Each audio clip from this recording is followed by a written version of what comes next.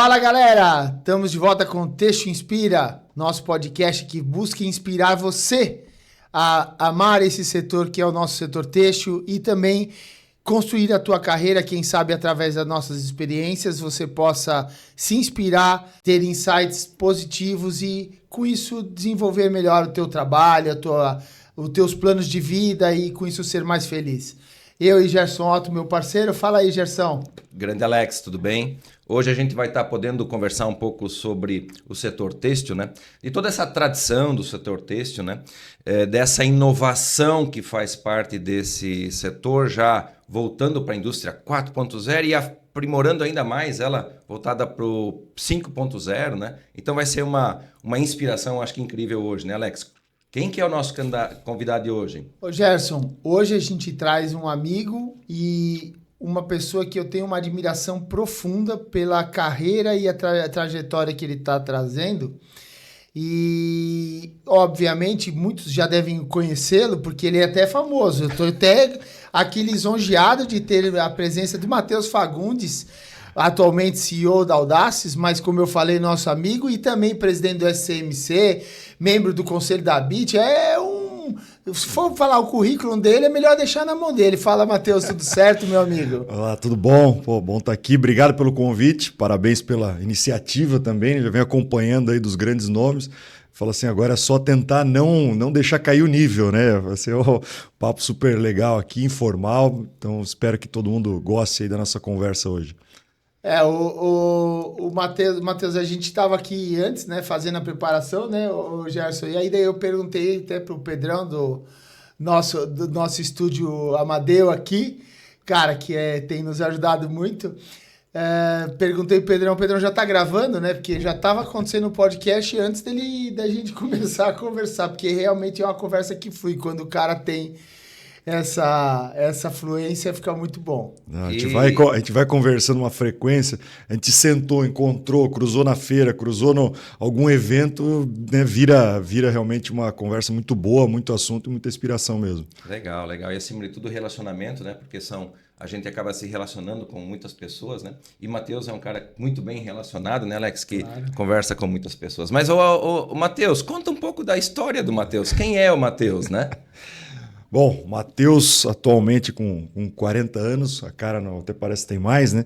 Mas o ponto, Matheus, a minha história começa, né? Quase dentro da confecção, mas não era o sonho, né? Assim, como a maioria sonho de quase toda criança hoje, do menino, era jogar bola. E até que enganei um pouquinho, né? Enganei um pouquinho até no futsal, no futebol de campo, mas sempre foi muito estudando, né? Foi uma questão sempre que minha família, meus pais sempre cobraram muito que, assim, ó, educação acima de tudo, isso, estudar, pode fazer qualquer outra coisa depois de estudar, né? Então, corri atrás de bola aí por um tempo, mas chegou um momento que você está vendo lá, né? A confecção da família crescendo, você está meio que atrás de bola, cheguei a morar fora, e aí comecei também no processo de ir à faculdade como um caminho para ir para dentro da confecção de uma forma de ajudar. E aí, naquela virada lá, né, com seus 16, 17 anos, já me preparando um pouco, né? Vou sair desse caminho, vou me preparar para meio empresarial. Fui fazer comércio exterior, vi essa oportunidade dentro da própria empresa. Sempre teve uma abertura muito grande para iniciar essas etapas. Eu quis fazer alguma coisa diferente. Eu falei, está funcionando, está rodando, não preciso mexer, né? Muito ajuda que não atrapalha. E aí fui realmente abrir essa outra frente. Então, a questão de buscar inovar estava muito enraizado já ali. E aí foi uma história de 18 anos dentro da confecção da família, então venho realmente desse ramo do têxtil da confecção e mercado internacional, depois fui para o mercado nacional, fui desenvolver marketing, foram algumas especializações aqui fora do Brasil, até que chegou um momento, né, nesse crescimento até a presidência da empresa, que eu decidi sair para pensar aí um outro caminho. Naquele momento ia nascer meu primeiro filho, e realmente consegui sair, fiquei um pouco até na consultoria, mas não era o caminho mais ou menos que eu imaginava, e isso no ano 2018, mais ou menos, até que chegou aquela transição, né, 18 para 19, falei, bom, vou voltar para a área executiva, que eu gosto, né, botar mão na massa, ver os projetos acontecerem, e fazendo uma consultoria aqui, outra ali, uma por indicação até do Cláudio Grando, da Audaces. Fui ligar em janeiro de 2019 para agradecer assim, sobre a consultoria, deu tudo certo, né? A pessoa fez a marca dela, na época da Alessandra Ambrosio. E aí a gente conversa, como a gente fala, né? Se deixar, a gente fica batendo papo e as coisas vão longe. Nesses papos, ele comentou sobre essa transição, algumas mudanças que a Audace estava fazendo, e que tinha contratado uma empresa em São Paulo, como Headhunter, para buscar um diretor executivo que estaria envolvido com marketing e vendas. Ele falou se podia passar meu contato, e assim foi uma conversa e uma transição com essa empresa. Foi levado para o conselho da Audaces na época e me puxaram. Eu estava num outro caminho, mas eu falo assim, destino, né, das coisas. Eu acho que tudo tem um porquê que atrasou o projeto. Fechado, tudo acordado, e foi atrasando.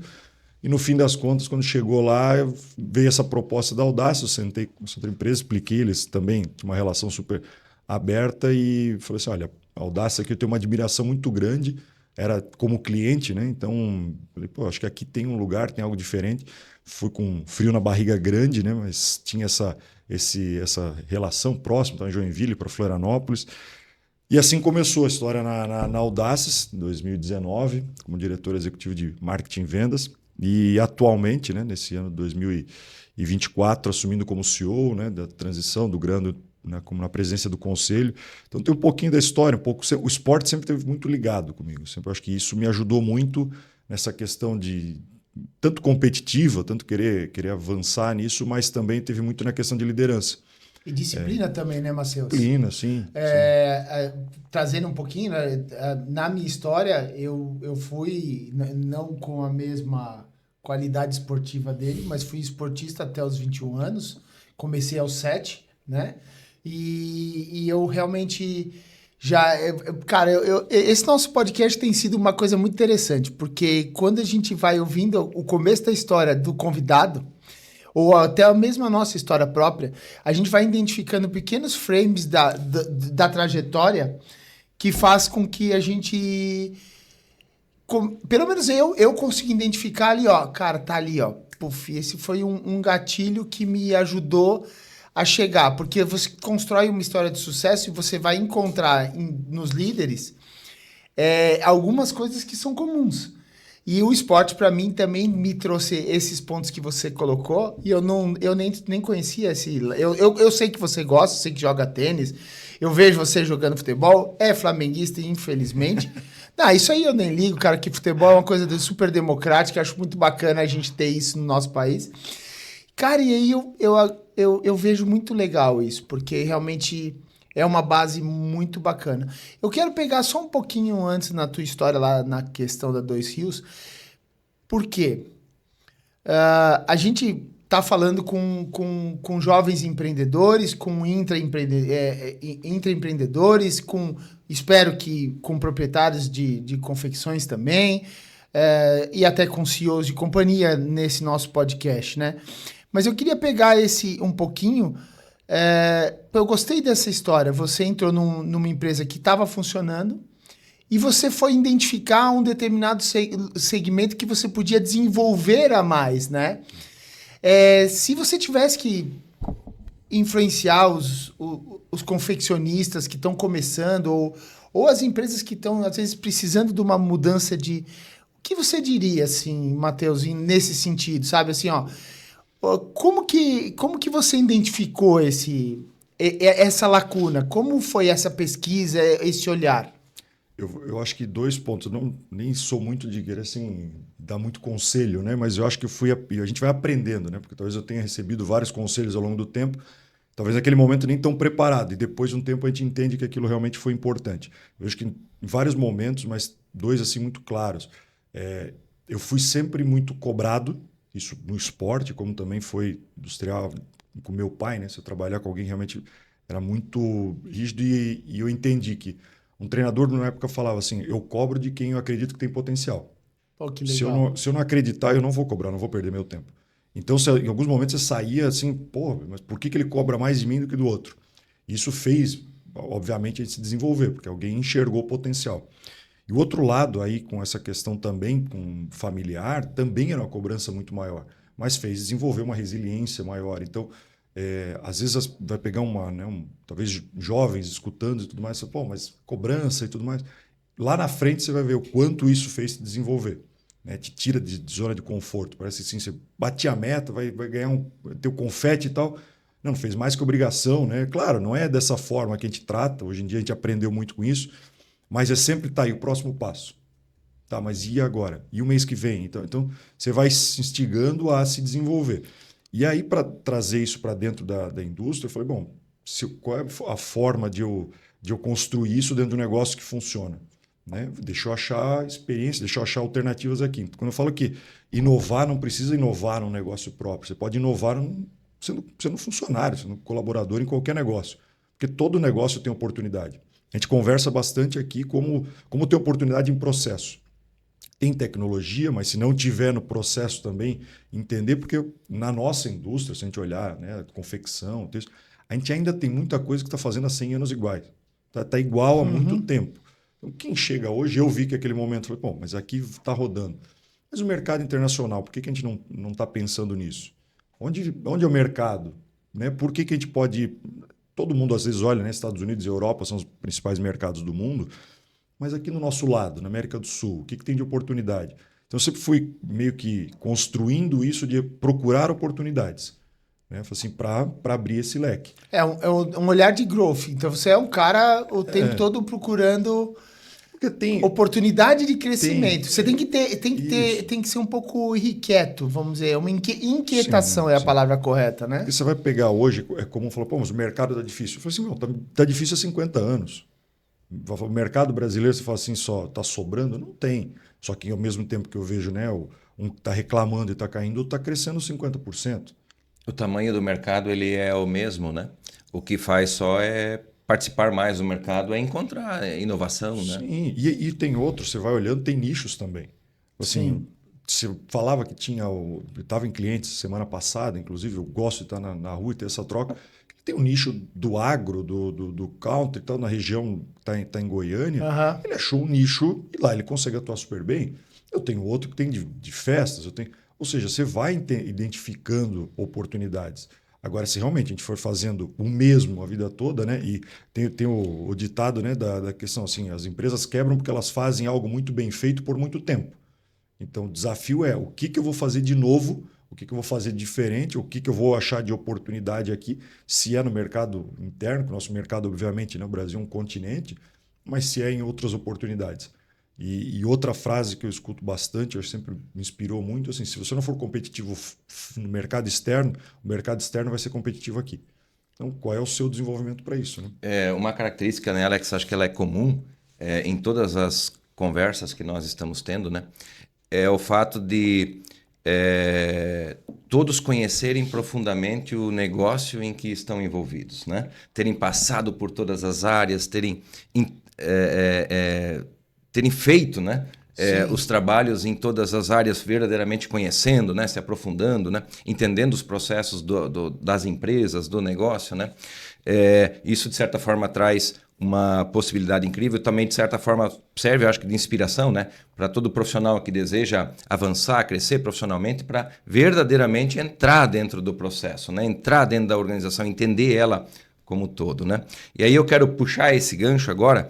Matheus, você entrou então na Audaces, né? E você entrou como diretor executivo e criou toda uma história que chega à presidência, né?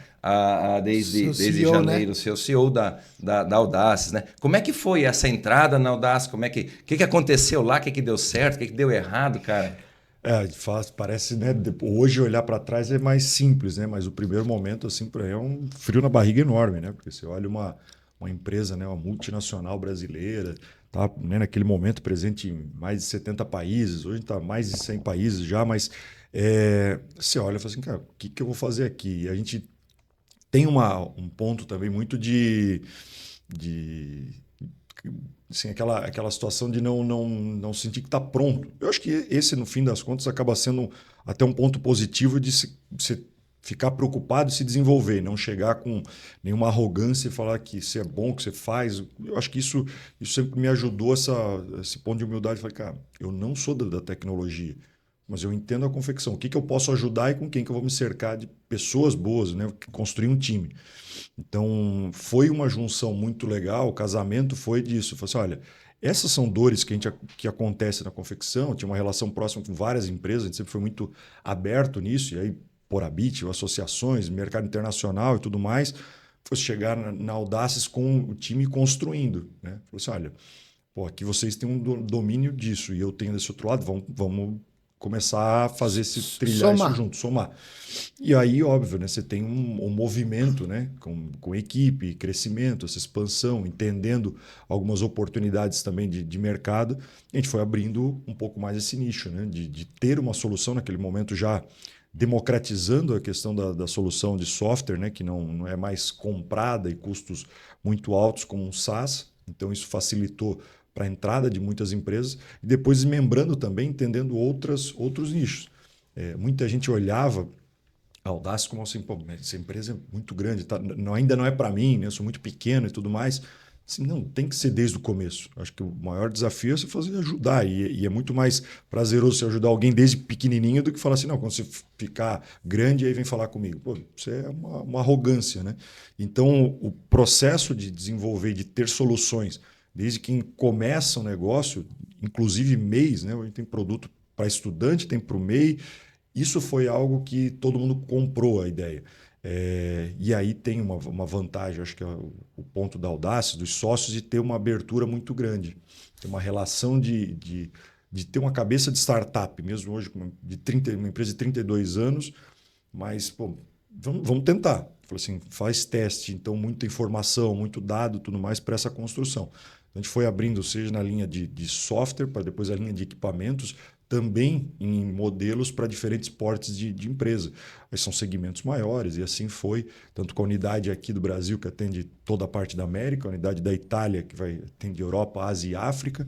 Isso foi uma construção, uma troca muito grande. Então, pessoas novas que vieram também, mas um time, assim, uma disponibilidade, time jovem, com um gás muito grande. Falar que tem uma cultura enraizada desde o início da Audaces, que são os valores muito importantes de audácia. Realmente, dois jovens na universidade, em 92, fazer um negócio que não existia. E ao longo desse tempo fizeram muita coisa, inclusive patentes, né, que é rara no Brasil. A gente vê o número de patentes aí de tecnologias. Né? A colaboração. A gente não vai fazer nunca as coisas sozinho. Então, eles entendiam que a gente tem audácia para realmente criar algo novo. Colaboração, porque não tinha como construir isso sozinho, queriam realmente fazer o negócio crescer, tá com gente boa, eles falaram assim, cara, a gente queria trabalhar num ambiente com gente do bem. Aí eles olharam para o cara, só se a gente fizer a nossa empresa para garantir isso. E realmente esse foi um dos valores importantes. E o terceiro de resultado. Assim, bom, a gente precisa gerar resultado, mas gerar o resultado no cliente para gerar resultado aqui. Então, né, promover o sucesso do cliente é algo que nasceu lá na década de 90 e se perpetua até hoje, porque esses três valores de audácia, colaboração e resultado faz o negócio se desenvolver. Então, a parte de cultura, hoje se fala muito sobre isso, e é importante falar, mas cresceu, né, desde desses anos 90 da Audaces até hoje, com algo que as pessoas que entram, se elas estão adequadas a isso e entram nesse ritmo, elas têm muito potencial para crescer. Tem gente que entrou como estagiário e hoje coordena uma operação na Itália. A gente que entrou o caso lá, né, da Patrícia foi quebrar um galho de 15 dias na recepção e hoje é uma gestora no RH.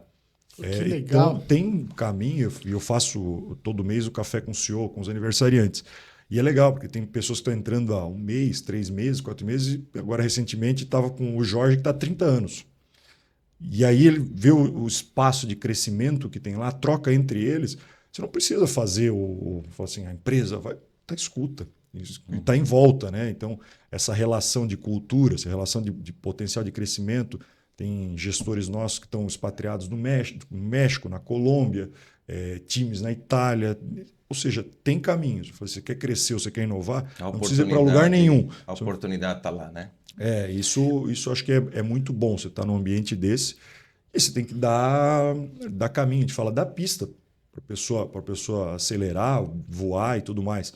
Então, esse é um desafio como liderança também, né? Como é que você desenvolve essa e dá oportunidade para as pessoas crescerem? Né? Mas você sabe, Matheus, que ouvindo aqui a tua história, eu vejo alguns pontos que eu acho extremamente relevantes. Por exemplo, a gente vê algumas empresas familiares que insistem que a sucessão tem que vir pelos filhos, né?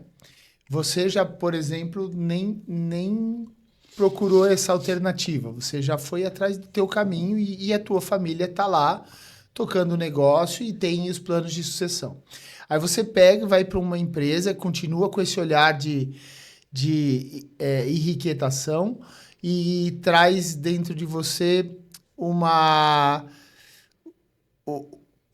acho que a tua busca pessoal, mas você se engajou e pegou aquele olhar de dono para o negócio. E eu vejo você falando da Audaces como se ela fosse parte, e tem que ser assim, não estou dizendo o contrário, parte da tua vida, como se fosse tua. E aí você começou, pegou esse ponto da cultura, que a gente hoje dá nome, no meu caso, a gente até, durante a minha história aqui, fui falando assim, ó, isso aqui eu fiz desse jeito, hoje a gente chama assim. E cultura era um negócio que a gente não dava esse nome para a empresa, mas a grande verdade é que você foi alçado para dentro da empresa, porque talvez o grande enxergava em você a capacidade de se adaptar àquela cultura e segui-la adiante. E então você fez parte de um processo de sucessão deles, ou seja, você sucedeu uma empresa que não era da família. E é um negócio legal isso a gente vê, né?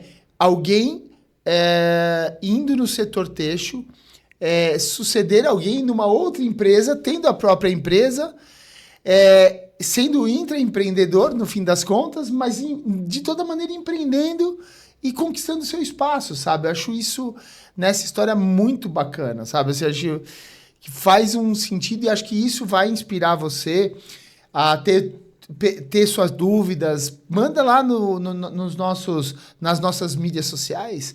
Por favor, manda as suas perguntas para incentivar, né, Gerson? E que transformação, né? Que transformador, né? Que disruptivo, né? Ter a própria empresa, né, Matheus, tendo essa possibilidade da família e buscando algo além, né? Já envolvendo em tecnologia, envolvendo automação, envolvendo a indústria 4 e 5.0, né? Avançando e, de certa forma, acaba contribuindo também com a empresa, porque tem condições agora de trazer, dentro dessa visão de universo, uma série de fatores que possam também ser aplicados dentro da própria empresa, né? Acho que não, o ponto de sucessão, e eu comento, não tem o certo e errado, familiar ou não, até porque eu passei por uma sucessão primeiro familiar e cheguei um momento e decidi, cara, eu vou ter um outro caminho, quero tentar um outro caminho, se der certo ou não é outra história, né? Mas eu acho que eu sempre tive essa questão, eu prefiro assim, buscar e errar e tentar do que não vou me arrepender por não ter feito.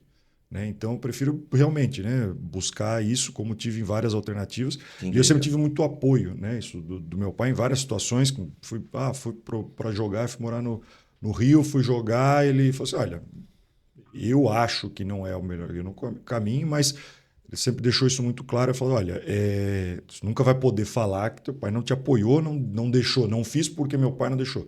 Pelo contrário, vou dar minha opinião com a experiência que eu tenho. O que eu acho que eu não acho. Agora a decisão é tua e automaticamente construiu em mim uma responsabilidade. Decisão eu não posso julgar, nunca tive essa questão de a culpa foi daqui, porque ali, porque me deixou, não deixou, direcionou. Então, você cria essa responsabilidade muito cedo. Mas o que eu digo é que buscar essas oportunidades, seja dentro do negócio familiar ou não, é extremamente assim, possível. Tem que ser fluido, né? A Leia do IBGC uma vez comentou, né, ela perguntando naquele encontro, ela falou assim, então quando traz alguém de fora virou uma gestão profissional. Eu falei assim, mas por que não é profissional se for familiar? Uhum. A questão profissional é se preparar estar preparado para esse processo, e está tudo bem ser da família. O que eu acho que é equivocado é quando você não está com alguém preparado e se coloca naquela posição. Você acaba até desmotivando pessoas que talvez estejam mais preparadas para isso. Então, né, tanto o Grando quanto o Ricardo tem filhos jovens, né, se formando, se estudando, um deles fazendo uma parte até de trainee dentro da Audaces, mas é extremamente profissional no sentido, cara, não tem essa questão de familiar, porque tem algum privilégio ou não, assim como também não tinha na Dois Rios também isso, né? Foi uma construção e eu particularmente... Se pegar esse ponto, desculpa te interromper, Matheus, mas se pegar esse ponto, foi justamente aquilo que você falou, né? Você entrou na Dois Rios, apesar de ser família, você sabia que a tua responsabilidade talvez era até maior do que alguém que já estava lá, porque você não queria ter aquele... Cara, eu sei porque eu já acompanhei um pouco de gente assim, cara, eu sou o filho, todo mundo me olha como filho. Se tem a frase, talvez aqui eu acho que uma das que eu mais... Eu tenho algumas frases que, assim, que eu carrego, assim, que eu odeio, né? Que eu acho que não leva a lugar nenhum. Uma é dentro de empresa, fala assim, é o filho do dono. Eu falei, cara, filho do dono não é posição, né? Cara, não tem mérito nenhum. Então, assim, pô, você, né, vai trabalhar para ser respeitado pela posição e para chegar naquilo dali, né? Ser admirado pelo que fez, né? Não porque carrega um sobrenome e aí você tem algum mérito, né? Ou privilégio, né? A mesma coisa, fala assim, sempre foi assim. Sempre foi assim e é outra horrorosa, né? Então, acho que esses movimentos, né, de buscar um espaço, isso talvez até veio muito da minha ideia também. Falou assim, bom, o que eu tenho mais oportunidade aqui? Como é que eu mostro o meu valor? Se eu entrar aqui que já está funcionando, que já está indo, talvez eu tenha menos oportunidade. Então, é nesse caminho que eu acho que tem para qualquer um, em qualquer ambiente, né? Seja na empresa familiar, seja em outra, de poder buscar alternativas. Como é que eu busco alguma coisa nova? Como é que eu melhoro esse processo? Como é que eu vou buscar uma tecnologia? Mas no final, como eu gero mais resultado? Se eu estiver gerando resultado, normalmente eu vou ter uma meritocracia, vou ter oportunidades de crescer dentro do negócio. Então, o desafio ali dentro da Audaces, naquele momento que eu entro, eu falo assim, como é que eu vou gerar resultado? Como é que eu vou cercar? Como é que eu vou ter um time forte? Né? A minha construção naquele momento era, e até hoje é para o crescimento, são pessoas. Eu falo assim, é empresa de tecnologia, mas hoje o desafio é cada vez ter mais uma equipe preparada, cada vez pessoas que ajudem o negócio a crescer. E acreditar e valorizar essas pessoas, né? A gente teve as oportunidades porque alguém acreditou na gente, né? Sim. E nós também darmos essa possibilidade. Eu quero fazer uma conexão agora, se vocês me derem a liberdade. Em 2013, eu tive a oportunidade de, dirigindo e liderando a área de operações da Dudalina na época, eu tive a oportunidade de levar um grupo relativamente grande para conhecer a Texprocess na Alemanha, né? Em Frankfurt, né? Toda a equipe técnica mais próxima a desenvolvimento de novos processos, de avanço tecnológico e tal, acabou indo junto para essa feira, né? Passamos uma semana na Texprocess e depois... Até deixa eu te perguntar, para quem não conhece, que a Texprocess é uma feira de processos? É uma feira têxtil, em Frankfurt, na Alemanha. Ela acontece de 2 em 2 anos, tipo ITMA, né? Só que são momentos, né? São momentos de ano em ano, as duas se revezam, né? Então, mas a Texprocess é 4 em 4 anos, né? E nós tivemos a Texprocess de 2, a ITMA de 4. Isso aí. Então é isso aí. E aí eu tive a oportunidade, Matheus, de levar um grupo de profissionais junto. Esse grupo de profissionais, nós passamos uma semana na feira e depois nós passamos mais uma semana conhecendo empresas na Alemanha e na Itália, né? Nós demos uma geral assim por um grande conjunto de fábricas, né? E aí verdadeiramente a gente começou a conhecer e entender o que já era a indústria 4.0 naquela época lá naquela região na Europa, né? Realmente assim o primeiro olhar de susto, né? Era disruptivo, né? Era algo assim bem avançado, bem diferente do que nós estávamos acostumados a ver aqui no Brasil, né? Provavelmente se eu tivesse ido sozinho e tentado explicar isso para as mesmas pessoas que participaram, provavelmente elas não iriam conseguir entender o que eu estaria falando, né? Não, e até porque esse é um ponto interessante da mudança na gestão. Antigamente, os líderes e gestores eram aqueles caras que eles iam, absorviam tudo, retinham o conhecimento para dentro deles, para que eles pudessem usar isso como força para se manter na posição. Hoje, o líder não pode ser dessa maneira. Veja, por exemplo, no caso da história do Matheus, o Grando trouxe ele para próximo e abriu tudo para que ele pudesse conhecer, entender tudo, para que tivesse a capacidade de chegar. E nesse caso, você fez a mesma coisa. Você envolveu a sua equipe, trouxe todo o time para estar todo mundo no seu nível. E até porque é muito necessário que a gente esteja preparando pessoas abaixo de nós para que a gente possa crescer. Porque senão você não está pronto para crescer. Se você não traz um sucessor ou alguém que está se desenvolvendo junto com você, você não pode você mesmo crescer. E você estava ali fazendo isso com todo o seu time, né? Repetimos em 2015, novamente com mais alguns profissionais, né? E aí, quando a gente retorna, né? Agora arregaçar as mangas e avaliar e ver o que pode ser feito, né? Trazendo essa realidade daquele momento para a realidade de agora, Matheus e Alex, eu acho que a Audaces é talvez a empresa de maior referência em transformação, né? Em disrupção para o setor de moda e têxtil, né? Como é que é essa indústria 4.0, 5.0, Matheus, né? E Alex, que a Audaces hoje vem praticando, né? E como é que ela faz essa transformação? Como é que ela consegue envolver novamente pessoas e transformar as empresas, né? Eu vou até pegar um gancho aqui, porque talvez a gente está sempre falando indústria 4.0, indústria 5.0, e as pessoas talvez ainda não entenderam o que é. Se você puder, Matheus, contar um pouquinho, que eu acho que faz parte dessa explicação. Eu acho que aí tem uma responsabilidade muito grande, né, da Audaces como profissionais, porque a gente está falando de uma disrupção. Você falou lá atrás, já vinha esse processo da indústria 4.0, já vou chegar ali na frente também falar um pouquinho desse como vem essa situação do 5.0. Só que o nosso setor, se pegar a confecção, todo mundo, né? A primeira revolução industrial, as máquinas a vapor, a segunda revolução, as máquinas elétricas, né? Toda a parte de energia. A terceira revolução industrial é a automação. E se a gente pegar a maioria das empresas ainda, ela tem pouca automação. Então, quando veio a indústria 4.0, que alguns, a automação não, já tinha muito mais inteligência, né? IoTs, comunicação entre as máquinas, são a questão da indústria 4.0. A indústria de têxtil, confecção, praticamente ela precisava passar duas revoluções ao mesmo tempo.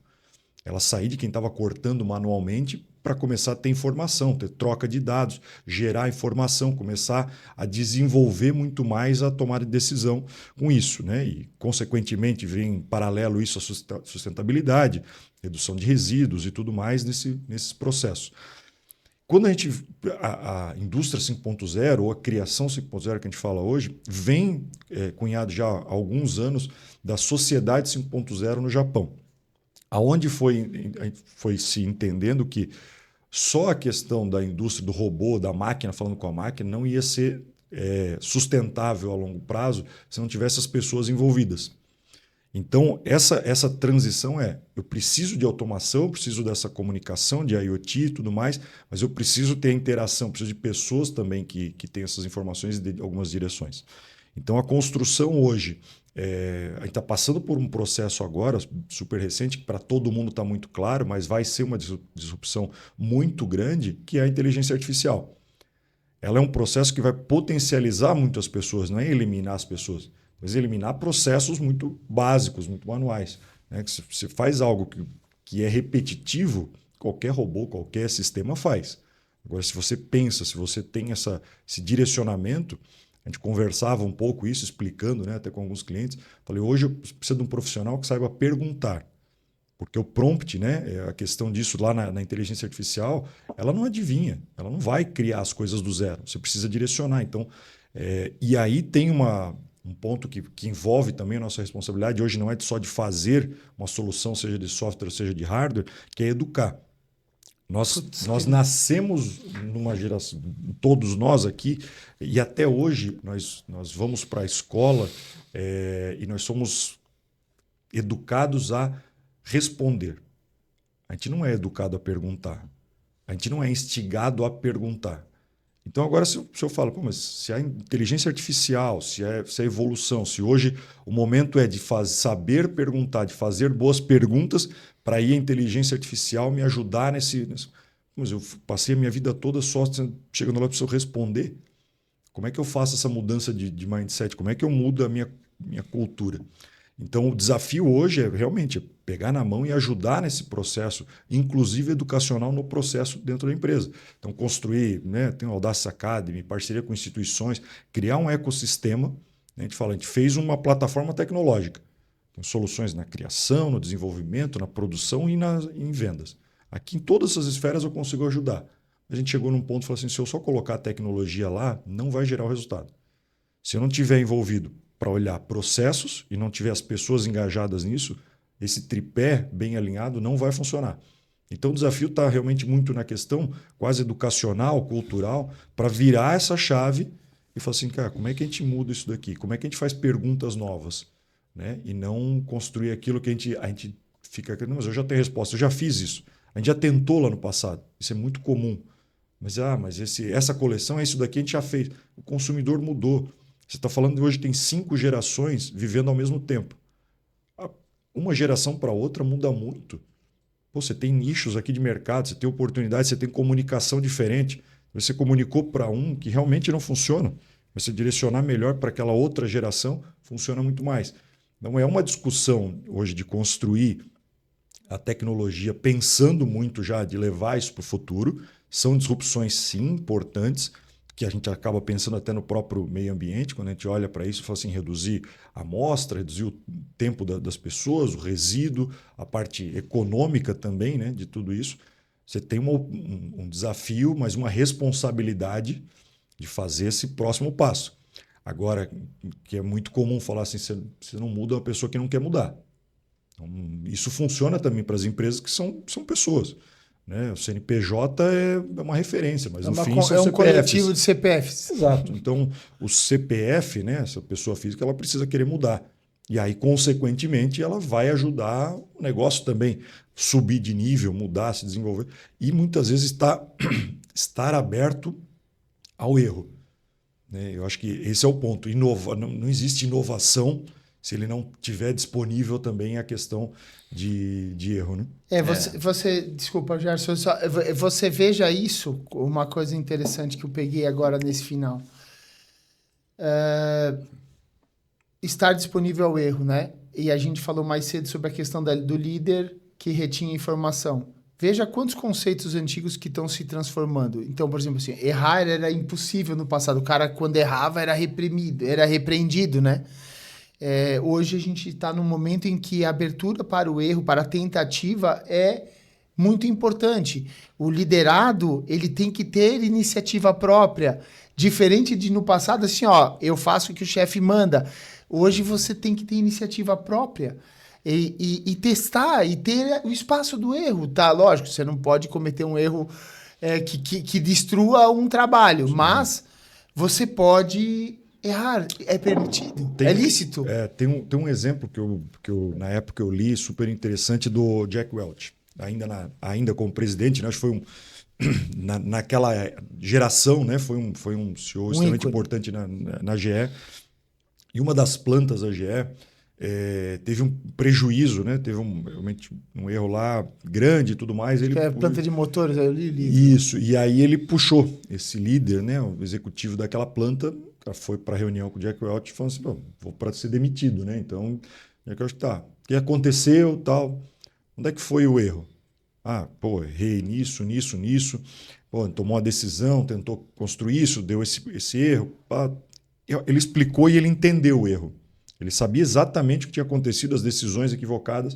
Ele falou, olha, mas né, eu entendo, assumo a responsabilidade, né? Tá tudo bem, né? Saí, não sem problema. Ele falou, não, mas por que eu vou te demitir? Você sabe o que você fez, você sabe onde errou, você não vai errar de novo nisso. Vou deixar sair daqui para ir para outro lugar para não errar, você errou agora aqui, agora eu tenho alguém que já sabe o que não repetir. Então, o ponto desse dali é entender o que fala assim, você vai errar, mas errar coisa nova, né? Só não repete o erro. Então, esse é o aprendizado. Fala assim, vamos tentar coisa nova. Né? Há pouco tempo atrás era proibido um colaborador, até mesmo gestores, de questionarem, né? Eles tinham que executar. Né? Educação que a gente vende. Não é de questionar, né? É só responder, obedecer. Se questionar já era difícil, imagina errar. Né? Não era aceito, né? E a gente fala exatamente o contrário, né? O momento atual é tão transformador isso que faz com que as pessoas hoje que não questionam, elas não tenham a mesma oportunidade profissional, porque as pessoas que são inquietas, que nem Alexei comentou, são aquelas que estão questionando dentro das empresas, né? Estão querendo melhorar as coisas, né? E é lógico, um processo de melhorar, né, que nem vocês comentaram, ele pode passar por um erro, né? E aí superar esse erro, né? Então há necessidade, portanto, de todos nós aí repensarmos, né, profissionais, Não julguem seus colaboradores, seus liderados, né, por pessoas que questionam, e nem julgue as pessoas que erram. Ajude-os a superar e vencer os desafios. Né? Eu comento muito dentro do próprio time e falo assim, olha, eu não quero eu ficar dando direção. Eu ter que vir assim, tem um problema. Não, vem com... Pode chegar com problema, chega com algumas alternativas aqui. Até decidir junto. Mas não fica jogando para cima só, né? Eu acho que esse é o ponto. Ou questiona, assim, eu adoro estar errado, no sentido de falar assim, eu acho que a gente vai fazer isso. Se alguém te questionar, no mínimo, ela está pensando em alternativas, ela tá analisando o máximo, então ela está pensando. O problema é que alguém fala assim, tá bom, só porque aí ela vai seguir, se der errado, ela fala, não, mas quem mandou foi meu chefe, foi meu líder que falou. E aí você se exime da culpa. E eu coloco isso muito também com o time, eu falo, mas eu mandei um e-mail, eu pedi, eu falo assim, olha, se não foi atrás, não cobrou mais vendo aquilo, que enxerga aquilo dela tá errado, você se tornou cúmplice. Porque ou você vai, e mesmo sendo teu líder, você tem sempre alguém acima. Eu falo assim, se eu estiver seguindo por um caminho, e você está enxergando que está errado, e eu não consigo, e eu não mudo, você tem um líder, você tem até o grande, você vai subir, você acha alguém. Você não pode se eximir e falar assim. É a história do disagreement e engagement. Né? Você pode discordar. Estão na sala, nós vamos discordar, vão ter que chegar num denominador comum. Mas saiu da porta para fora, está todo mundo engajado. E não pode ser assim, não, voto vencido, e depois falar assim, não, eu avisei. Então, esse tipo de profissional é que não dá para a gente ficar rodeado. Não. Então, fazer com isso... Agora... Também uma coisa que a gente tem que ser muito claro, não muda do dia para a noite. Uma empresa que você está lá há 10, 20, 30 anos e alguém vai chegar ao líder então, agora inove, agora pense fora da caixa. Agora vai falar assim, cara, calma aí que essa é pegadinha, né? Então você tem que mostrar isso, ser disponível, fazer isso acontecer, para depois, consequentemente, a tua equipe entendendo e evoluindo também para esse movimento. Você não vira a chave agora, fui lá, li o livro, fiz tal curso, escutei o podcast e agora vou mudar tudo. As pessoas têm seu desconfiômetro. Não, tudo é uma construção. A gente... todos nós já passamos pelaquela fase jovem que a gente achava que a gente ia revolucionar tudo, né? E muitas vezes alguém nos freava. Isso faz bastante parte da minha história. Na época, eu ficava transtornado com aquilo e eu vejo um pouco desse transtorno nos jovens hoje também. Mas a gente também tem que estar com a mesma maneira que a gente quer trazer e questionar, a gente tem que entender que a gente vai ser questionado da maneira reversa e acontece como você falou. Entra numa reunião, você questiona, o outro questiona, vocês debatem, mas dali para frente, tá bom, então nós alinhamos aqui, vai ser assim, vai ser assim. Todo mundo sai dali para ser assim e tentar fazer dar certo. E eu peguei uma coisa nessa conversa toda, cara, como a educação tem que... Cara, assim, na nossa conversa com o Fernando Pimentel, quando ele veio aqui, ontem a gente chegou num ponto de que realmente a gente vai ter que rever a questão educacional. Depois ele até me mandou uma matéria que eu estou ainda analisando ela e acho que eu vejo isso... você falou, tem que saber perguntar. Realmente a gente não está educado para perguntar. E, inclusive, quando a gente olha essa posição de líder e liderado, você tem que saber perguntar para você poder questionar.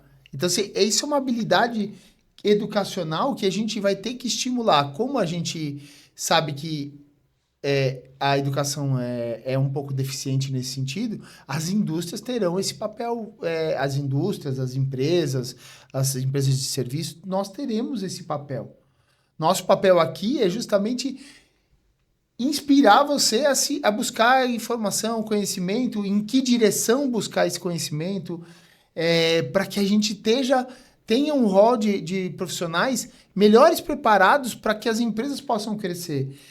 Além disso, eu peguei um ponto que eu quero trazer. Quando a gente estava conversando aqui mais cedo, a gente estava falando sobre a quantidade... Eu estava analisando a quantidade de informação que o dono de uma empresa tem que ter hoje. E quando você estava falando de indústria 5.0, tá aí para mim, claro, Se a gente continuar fazendo a coisa, anotando no papelzinho, lançando uma planilha, sem dados para a gente analisar, não vamos dar conta de tudo. 5 gerações, de cuidar, para quem eu vou vender, qual é o nicho de mercado. Hoje o leque é muito amplo de trabalho. Então é necessário essa automação, é necessário usar a inteligência artificial para que simplifique o trabalho, para você poder se dedicar ao trabalho de olhar multissetorialmente ou todos os departamentos da empresa. Acho que é isso uma coisa que me deu um clique aqui enquanto você falava, Matheus. Bom, né? Tomara que dê bastante clique nas outras pessoas, todo mundo que escuta. Cara, porra, mas é muita informação. O que eu acho assim, tem que entender para o seu negócio alguns indicadores, né? Os famosos KPIs fundamentais em cada nível. Bom, se eu estou numa posição, eu tenho que aqueles 3 KPIs têm que estar visível o dia todo. Vamos lá, o CAC, custo de aquisição do cliente. Porque está num processo de venda online e tudo mais, ali é fundamental. O LTV, né, o tempo de vida desse cliente, cada área vai entendendo o que precisa. Se você abrir um leque também, botar 10 indicadores na frente, você não vai fazer gestão de nada. Então tem que formar isso, olha, aqui eu olho isso, esse time aqui de baixo vai estar olhando tal ponto, esse outro vai estar outro. O que é o conjunto disso? No final do dia, eu volto para aquela parte como o esporte também ensina em muita coisa. Agora, assim, você consegue... isso era o Jordan, né, falando também muito de que se até um craque, um jogador excepcional, ele até ganha jogos, mas quem ganha campeonatos são times. E estrutura como empresa, ela só vai ganhar campeonatos, ela só vai crescer se tiver muito claro que cada um vai ajudar na sua posição. Eu estou olhando para cá e estou ajustando esses números, alinhado com esse outro, um alinhamento entre os times, mas dividindo essas funções. Essa troca, realmente, por isso que você consegue sentar cada um com várias informações, ajustando isso, formando uma decisão, tomando uma decisão em conjunto, direcionamento do negócio. Não dá para um só ter toda a informação, ter todo o conhecimento, querer dar toda a direção. E aí fala assim, só vai para cá. Você não tem, né? Muitas vezes nem consegue engajar a equipe se só der a direção. Ninguém quer ficar remando sem saber o destino. Então, esses são pontos também importantes nesse fluxo todo. Eu acho que você pode repetir essa frase olhando para a câmera. Ninguém quer... Manda aí. Pô, fala para aquela câmera ali. Ó. Eu acho assim, ninguém quer remar sem saber o destino. Boa. Né? Realmente fazer isso, tá todo mundo no mesmo ritmo, né? Remando com a mesma intensidade, sem saber para onde a gente quer chegar. Todo mundo também quer estar em negócio, fica orgulhoso de estar em negócio que cresce. Não vê um negócio e você, adoro estar naquela empresa que está lá estável. Não existe isso, né? Pessoal, profissional. Você quer estar em negócio que cresce. E tem outro ponto que eu escutei algumas vezes as pessoas... A gente tem um costume muito na nossa cultura de olhar às vezes o problema, reclamar, e muitas vezes levava para casa, né? Assim, problema, e a empresa e tal. Empresa familiar. Aí você faz isso, né, o tempo todo, durante anos, reclamando do negócio. E ele crescendo. Tem uma fala que tem muita indústria, muita confecção que é que nem criança, né? É chorando e crescendo. Está chorando, está reclamando, mas está crescendo. Só que chega isso, e aí você tem uma geração em casa, tem filhos, tem tudo, que passou anos escutando só os problemas, e depois ele não quer trabalhar na empresa, você vai achar que é azar. Assim, não quer continuar aqui porque é azar. Mas em que momento você está mostrando o lado bom, motivando para estar naquele ambiente? Você quer trabalhar num ambiente que alguém está só reclamando? Não quer. Então, esse ponto também, olhando para outras gerações ou para colaborador, o que for, você vai motivar alguém, você está num ambiente de trabalho com pessoas que cada um está reclamando. Você vai indicar um amigo seu para vir trabalhar nesse ambiente? Não vai. Agora, se o ambiente é bom, se a empresa cresce, você tem uma relação importante, tem abertura, você não quer trazer gente boa, é só você olhar empresas que os pais querem trazer os filhos. Você olha 1, 2, 3 gerações trabalhando em empresas, e tem empresas no Brasil centenárias, tem 3 gerações trabalhando lá e que não são donos, pelo contrário, nem área produtiva e tudo mais, porque tem orgulho daquilo ali. Você não quer estar em um ambiente, não quer estar numa empresa, você não sinta um orgulho. Então é esse movimento com a responsabilidade da liderança. Voltando para o processo da palavra gestão, que vocês tanto usaram, né?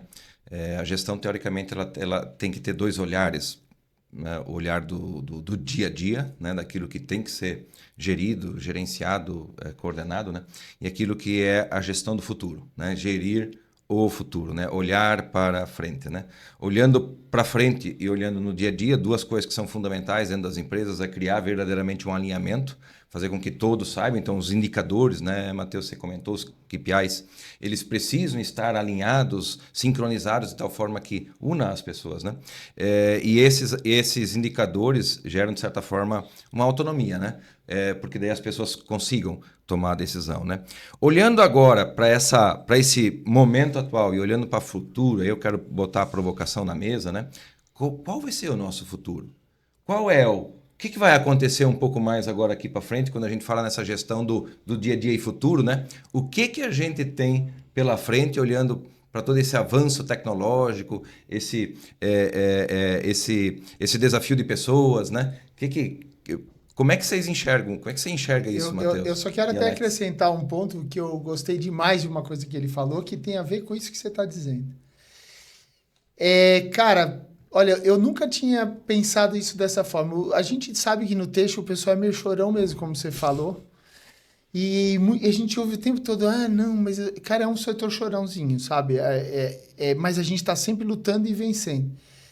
E esse desafio de trazer as pessoas a quererem permanecer no setor tem a ver com com essa pergunta dele.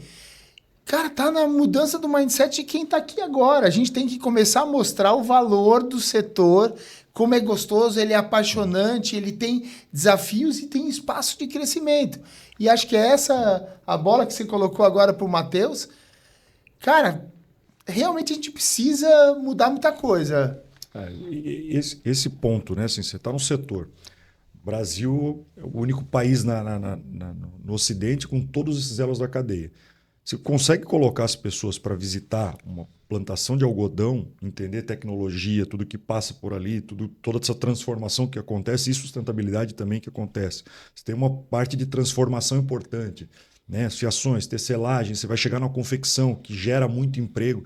É um setor que gera muito emprego, é o setor que mais emprega mulheres. Bom, esses dados aí Pimentel já deu uma aula aqui. Mas o fato é, você tem muito orgulho, você tem o que mostrar, né? Realmente de importante. E aí, quando a gente vem para esse ponto até da tua pergunta, Gerson, ao nosso futuro, né? Muito do que o Peter Drucker falava. Se eu não posso prever, eu vou construir o meu futuro. E se a gente constrói um futuro de uma cadeia, né, mais integrada, mais próxima, né? O que é trazer essa cadeia mais próxima? A gente está mais próximo do consumidor, né? Os elos todos mais próximos e a gente conseguir chegar. Vai ter concorrência e vai piorar com concorrência internacional? Claro que vai, né? Não dá para esperar que o mercado vai melhorar, só melhorar. É a mesma coisa que a gente comentava em outros momentos. A gente espera e fica ano de eleição. Falei assim, a nossa vida de indústria então ficou uma maravilha porque A, B, C... Eu não me recordo.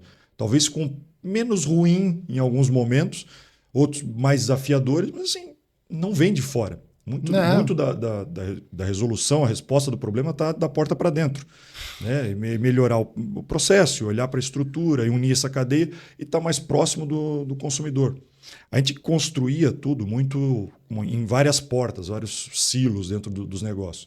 Você começa a juntar ele e hoje o desafio maior é que não só juntar dentro da própria empresa, como colocar esse cliente no centro. Quando você tem ele no centro disso, ele sendo o propulsor desse processo dentro do negócio, aí realmente você tem agilidade. Aí a tecnologia tem isso para unir. Ela é um elo disso. E a gente vê casos reais hoje. Você começava a desenvolver uma coleção e ia chegar no consumidor final, lá no varejo, 12 meses, 15 meses depois. Qual é a taxa de assertividade disso? 20%, 25% da tua coleção. É baixíssima, né? Você fazia a coleção de 100 para vender 20 pedras. Aí o cara vai lá e reclama que 80% do que é vendido nas lojas é vendido como saldo, ou seja, um prejuízo absurdo. Como é que vai ser inovador, né? Querendo... Uma cadeia tão longa, tentando acertar o futuro. Olhar a coleção próxima, por exemplo, sei lá, de inverno, baseada em informações históricas de 2 invernos atrás. Sim. Você vai estar atrasado, né? Você, hoje, assim, se não tiver controle, inclusive chegando no varejo, a indústria, você vai colocar e fazer no varejo comprar o inverno lá no verão, no ano anterior, se a gente não sabe nem o clima, porque a gente não tem essa definição. Fazendo frio, calor, maio, junho, está dando praia. Aí vai dar um frio lá em agosto, setembro. Ou seja, as estações já não têm essas definições. Sim. Então, você vai criando vários desafios. Se não aproximar, a gente viu empresas que saíram, né, usando tecnologia, revendo processos principalmente, que baixaram isso para 45 dias, para 60 dias da coleção, a entrega nesse ponto, ao consumidor, a mostrar isso. Então, eu costumo dizer, a pandemia é uma tragédia, mas o que faz muitas vezes as pessoas mudarem, inovarem, acaba sendo isso, né? É a dor ou é o amor, né? E foi na dor que a gente hoje faz reuniões online, o Zoom, o Teams, tudo isso já existia há muito tempo. Qual era a frequência que a gente usava? Muito pouco. Aí precisou de uma tragédia para que a gente olhasse e falasse assim, agora vamos usar isso daqui. Aí a gente continua usando. Então, tem negócios que às vezes quase quebram para começar a olhar para dentro e falar assim, como é que eu mudo esse processo? Como é que eu estou mais próximo desse consumidor? Então, é nesse fluxo que eu entendo que o futuro você está muito próximo, muito rápido. A tendência está muito rápida. Hoje, né, a geração que vem é cada vez mais ansiosa. Você está com o celular na mão, o que você viu agora, você quer comprar amanhã. Você vai esperar o que aconteceu, que é artista, que alguém passou daqui a 12 meses? Não existe isso. Então, o movimento todo é criar o futuro. Já começa aí. Por exemplo, antigamente, a gente fala isso com uma... propriedade. Cara, obrigado. Antigamente, a gente assistia uma novela na televisão e aquilo virava uma trend e você tinha que correr atrás. Hoje você tem, ao mesmo tempo, diversas novelas acontecendo no TikTok, no Instagram. Cara, como é que você vai seguir, concatenar todas essas informações, lançar e pá? Né? Ontem mesmo eu estava com um grande amigo e nessa conversa, ver como as coisas são rápidas. Ele tinha feito uma programação, comprou, né, um aviamento, fez um biquíni e tinha se preparado na sua coleção, na sua construção, de fazer 10 mil peças. Era uma empresa relativamente pequena e tal, né, previsto dali. E por uma situação apareceu, ele recortou a foto e saiu um clipe da Anitta que estava com aquele biquíni naquela situação. Ele liga para o fornecedor, cara, aumenta, o que dá para fazer? Resumo, ele saiu de 10 mil peças, acreditou naquilo dali, programou para ser 100 mil peças, 10 vezes mais. Ele vendeu 110, ele não conseguiu entregar 10 mil. Então, mas é o momento daquilo. Olha a velocidade. Saiu, naquele momento aquilo tudo vira uma tendência. Verdadeiramente essa grande transformação que a gente vive nesse momento, né, Matheus e Alex, né? A oportunidade acaba surgindo na nossa frente de forma muito rápida. E você tem como construir. Hoje, a questão da rede social, que tem os seus prós e contras, como tudo, sim, mas se tiver um negócio, você conseguir entender que quem é meu consumidor, com quem que eu preciso falar. E as pessoas querem cada vez mais pessoas falando, né? Não é aquele marketing. Antigamente, fiz uma propaganda da minha marca na novela das 9, no Jornal Nacional, o que for, você sabia que ia vender. Pode produzir que vai vender. Sim. Hoje não. Hoje é outro tipo de comunicação. Então, você se adapta também a isso. A gente se adaptou na comunicação, se adaptou ao consumidor, eu tenho que me adaptar a outros processos também dentro da minha estrutura. Na minha aprovação de coleção, na minha velocidade de produção, nos meus parceiros também, né? de material. Então, é esse movimento que acaba acontecendo. Esse futuro que está tão próximo da gente, tendo esses elos, acelerando o processo, ganhando mais efetividade, falando de forma muito verdadeira, né? Porque hoje é muito fácil entender quem está falando algo como marketing. Antes de construir um marketing, ninguém questionava. Hoje você tem informações, então dá o greenwashing, né? de falar de alguma coisa que você realmente não é. Né? Eu acho que tem essas mudanças culturais e tudo mais que vai mudando o negócio, mas gerando oportunidade para quem sabe se adaptar, acha esses nichos, comunica bem e tem velocidade. Hoje o ponto é conseguir fazer tudo isso de forma muito mais ágil. Né? Vocês lá revendo processos, eu sei de um case de vocês de muito sucesso, vocês reduziram realmente de 12 meses para 32 dias, é isso, né? Tivemos algumas frentes, algumas das marcas, o Grupo Morena Rosa, né, tem várias ações ali dentro, redução de 50% de peça piloto, que a gente sabe que toma tempo e um custo importante. E a sustentabilidade nisso, né? Porque a gente ficou muito tempo a sustentabilidade falando, usa o tecido tal e etiqueta sustentável. Mas o processo está fazendo 5 amostras para provar o modelo. Você está tendo um resíduo pelo teu corte, pelo teu processo gigantesco. Isso daí realmente sustentável é a cadeia, não é o material, não é um tecido. Então você tem que olhar como um todo. E eu acho que ali tem vários casos super reais aqui próximo da gente também, parcerias. Não faltam parceiros, preciso citar vários, mas a gente fala daqui do nosso lado, pô, Facchini, que é um grande parceiro também em vários projetos. A Audaces hoje tem mais de 100 mil usuários. Ou seja, tem uma troca muito grande, o que ajuda também a se desenvolver. E aí você está em vários, hoje, mais de 100 países, as dores não são tão diferentes. A diferença é a velocidade da decisão, o detalhe de ganho que você acaba gerando em vários mercados. Né? Alex, só para... eu preciso abordar um tema com o Matheus para a gente bala. finalizar. Que assim, Matheus, Matheus, um grande exemplo aí de gestor, de história, que coisa incrível, né? E só que essa história vai além, né, Matheus? Ela agora ela transcende também para um grupo que é o grupo do SCMC, liderando esse grupo, né? Matheus, explica para quem tá nos ouvindo, está nos vendo, né? O que é o SCMC, né? E você que é o nosso presidente, né? Nós que fizemos parte do SCMC, você que é o nosso presidente, tenta trazer um pouco dessa realidade também do associativismo e tal para nós, né? Acho que esse é o ponto do SCMC, né? Obrigado que vocês também confiam nisso, né? Um movimento que começou há 20 anos, de empresários mesmo, é uma troca de empresários buscando melhorar o setor. Algo muito inovador já desde a época. Né? Então, acho que esse fato de a gente construir a várias mãos, qual é a demanda, qual é a trilha que a gente precisa construir esse ano, tratando uma parte comercial, né? E aí, bom, buscamos um profissional para juntar aqui as empresas, visita entre as empresas, essa troca de forma muito aberta, né? Que o nosso concorrente não é aqui quem está do lado, empresas de infantil, a gente tem 5, 6. Assim, mas a troca, entendendo que nossa concorrência está lá fora e todo mundo pode se desenvolver, todo mundo ter sua estratégia, que acho que dou muito valor ao time também do SCMC, que constrói ao longo desses anos. Eu estou nessa gestão agora, né, de 2 anos, mas a Fernanda no dia a dia, que toca a operação. Agora a gente trouxe também nosso conselho estratégico, o Carlos Ferreirinha também, que é um craque. Né, que fez parte do fez parte do início, o nascimento, né, disso, junto com o Rui, Carsten, Amélia, né, com toda também a história dentro do SCMC. Ou seja, é uma troca, mas é uma construção. Então, a cada movimento, a cada ano, é uma estrutura construída pelos empresários com as dores que ele tem, não indo muito para o tema, né, acho que estrutural político, né, acho que isso tem as associações, federações. O nosso é assim, o que a gente faz se ajuda da porta para dentro. Né? Eu acho que esse é o principal ponto. Então, esse ecossistema que foi construído junto com um pilar importante das universidades também. Então, ter universidade foi a educação assim, para construir profissionais com as dores, as demandas que existem da indústria.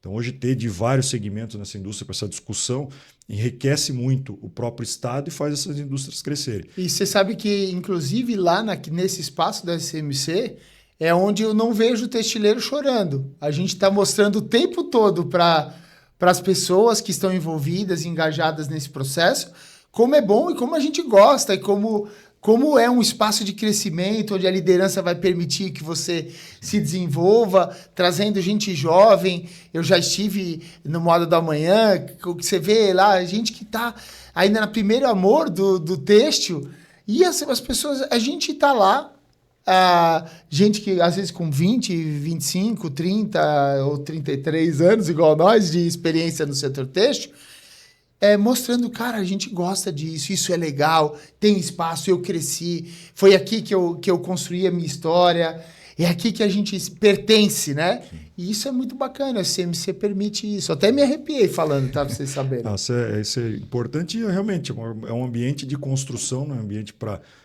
reclamar de nada, assim, para onde a gente vai, construir caminhos, soluções, né? Eu acho que realmente reclamar não leva a lugar nenhum, mas é buscar alternativas. Então, uma troca super rica em várias frentes e para vários públicos, né? Tem para o grupo de C-Levels, né, como governança, sucessão, tem para estruturas de times, né, operacionais, táticos, comercial, tem para times de RH, porque a gente sabe a importância de fazer toda essa transição entre as pessoas nas empresas. Então, são várias trilhas realmente a gente fazer a estrutura crescer. Branding, marketing, né? Exato. Então, essa troca, e eu acho que se o SCMC ao longo desses 20 anos ajudou um pouquinho, foi, né, plantou uma sementinha lá atrás e transformou também um pouco, por que não, Santa Catarina no maior produtor né, de moda do Brasil, de confecção do Brasil, né, que ao longo desses anos realmente cresceu. Acho que a gente tem uma parcelinha disso, eu fico muito honrado em fazer parte, e hoje está na presença de grandes nomes, né, grandes empresários que eu tenho um orgulho e tenho sempre uma inspiração muito grande. Então, eu ali com essa minha juventude aí, tento ter alguma troca e também poder ajudar. É isso aí, pessoal. A gente, infelizmente, teria pelo menos mais umas 3h30 para conversar, só que aí para você fica difícil de escutar, então a gente vai fazendo igual o esquartejador, por partes, né? A gente, então, daqui a pouco, numa outra oportunidade, convida novamente o Matheus, o homem que tem uma agenda difícil, mas é muito profissional e muito engajada em fazer uma transformação. Então, eu agradeço, Matheus, a tua presença, Gerson, pela nossa parceria sempre. E, Matheus, acho que com toda essa história linda, né, Matheus? Com todos esses insights que você trouxe, eu acho que vai ser muito positivo. Gratidão, obrigado por compartilhar toda essa experiência, e muitas pessoas aí vão poder, a partir dos seus comentários, também poder refletir um pouco, né? E buscar novos caminhos. Obrigado mesmo, de todo o coração aí, né? É nós aí, né? Obrigado. E finalizando aí, deixando a palavra livre para você, né? Não, só agradecer, parabenizar também pela iniciativa. Eu acho que isso é importante, a gente conseguir ter essa troca, nomes importantes que vocês estão trazendo. É isso, né? Cada um dá uma parcelinha, gerar algum tipo de insight e fazer esse negócio crescer, a estrutura, o ecossistema crescer. Porque realmente depende disso, a gente não tem empresa que vive sozinho, né? Se não tiver cliente, fornecedor. Então essa troca aí é super importante. Parabéns mais uma vez aí pela parceria. Bora! Pessoal, Texto Inspira, finalizando aqui hoje, mas olha, se você gostou do nosso conteúdo, compartilhe, curta, indique para os teus amigos, chamem mais gente para vir ouvir, e mais importante, nós também queremos te ouvir. Mande mensagem através ali dos directs, para que a gente possa saber o tema que você quer escutar. Porque o objetivo aqui é te ajudar a inspirar você a fazer a transformação na tua empresa, na tua vida.